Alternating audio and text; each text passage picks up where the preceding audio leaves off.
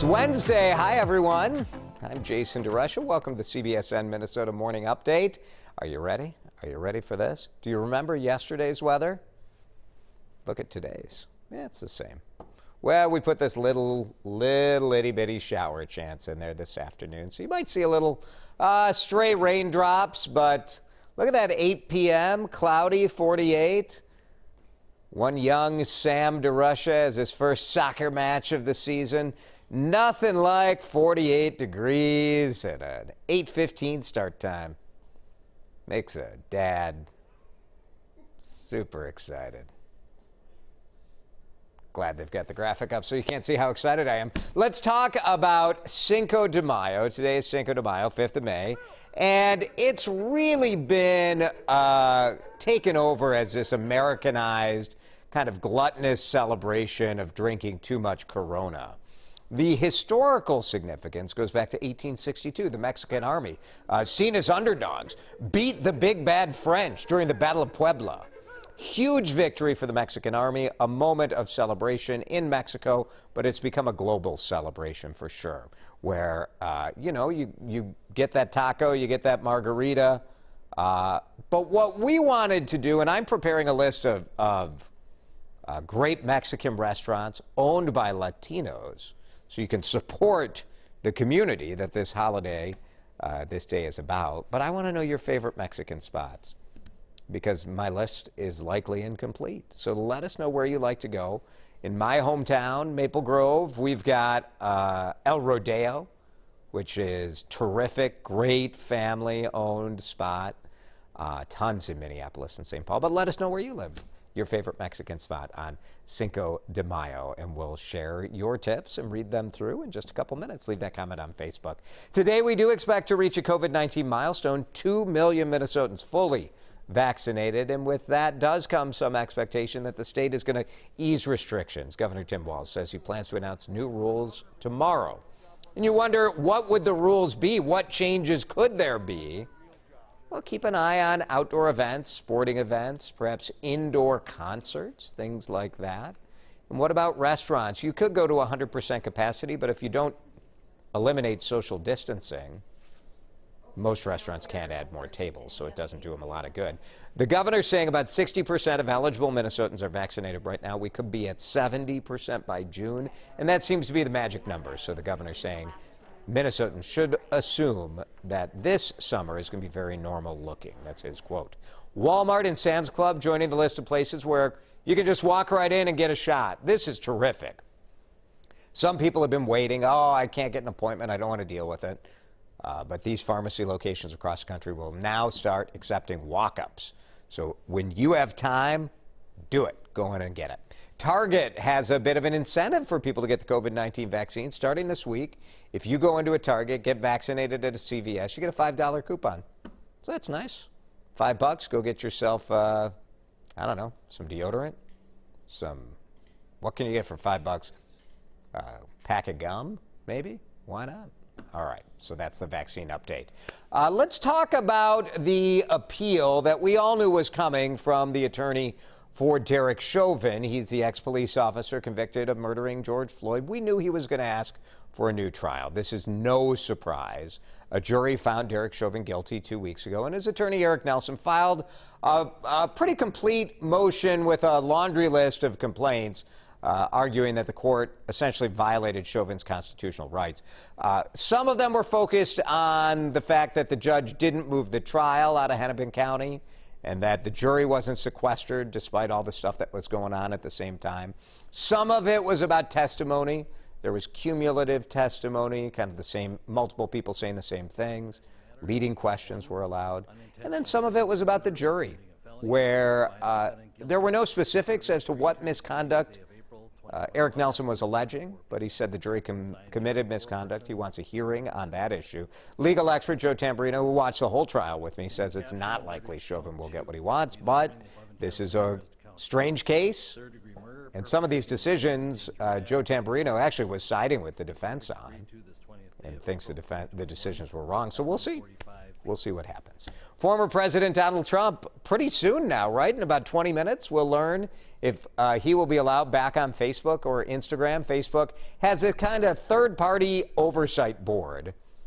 So they don't work for Facebook, and they will announce whether Trump gets the permanent heave-ho. He was suspended from the platforms after the attack on the Capitol, after that deadly riot. Twitter banned him as well, but they're not part of this deal.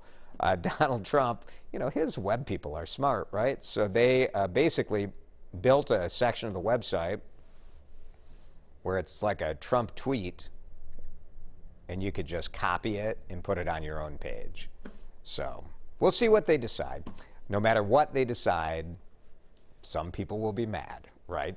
The number of births in the United States dropped again last year. It's down 4% from 2019, the lowest birth rate since 1979. National Center for Health Statistics says birth rates declined for all women and all age groups, 15 to 44. The fertility rate in the U.S. has declined for 6 years in a row.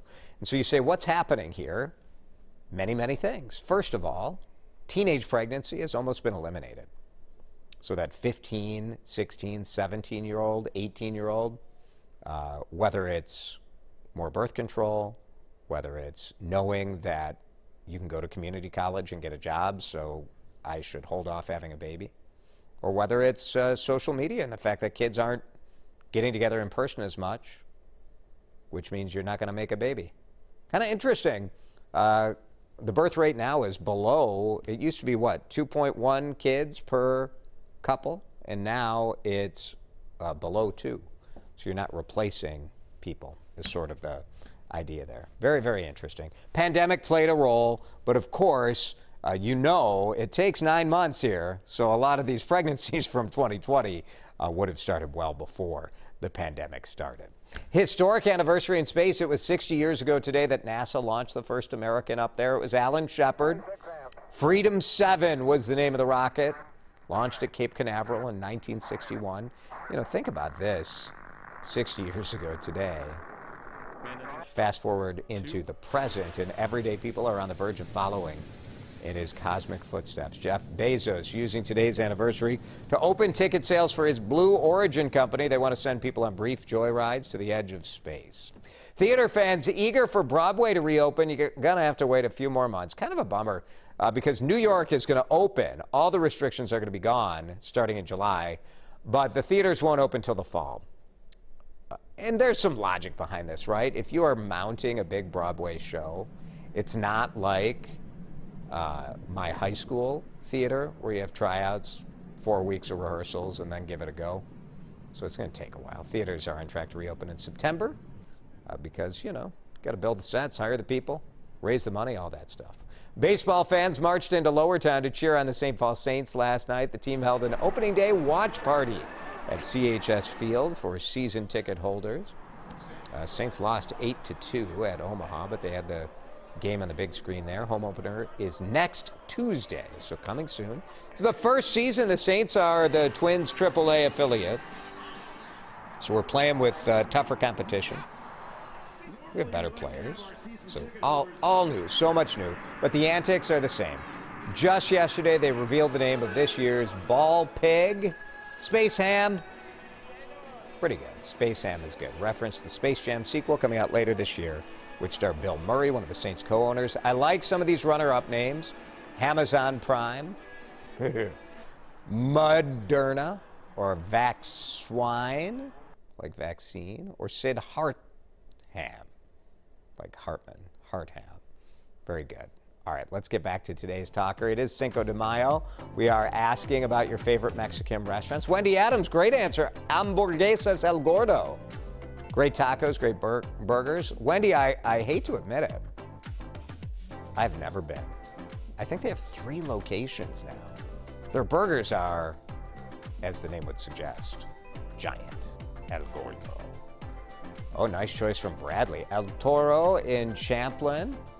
That's a good one, right off of 169. Lately, they've been getting takeout from El Rodeo. Go-to is Chipotle.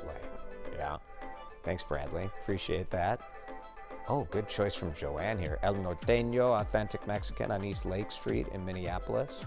Made from scratch cooking by two sisters. Awesome patio too. Thanks, Joanne. Yeah, remember to get back and support Lake Street, right? We all were thinking about Lake Street almost exactly a year ago, but a lot of those businesses are back up and running. They need your business. El Molinos in Waterville and Waseca. Great food, good food, great portions. Thanks, Diana.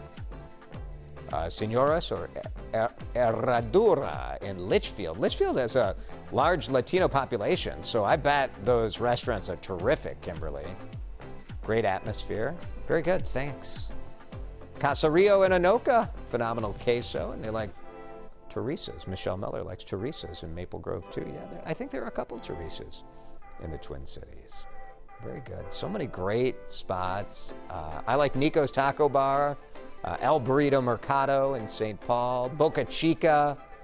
I can go on, and I will. I'll post my list. We'll put it here on Facebook so you guys can check it out too. Thanks for watching the Morning Update from CBSN Minnesota. Appreciate you spending this time with us every day. We'll be back here again tomorrow. Have a great day.